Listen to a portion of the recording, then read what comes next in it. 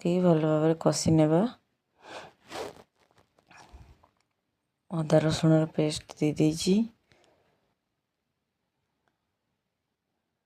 हलदी गुंड, धनिया गुंड, जीरा गुंड, किसी गोलमरिच गुंड,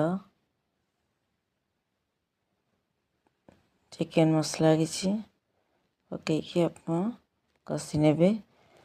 लास्ट में गरम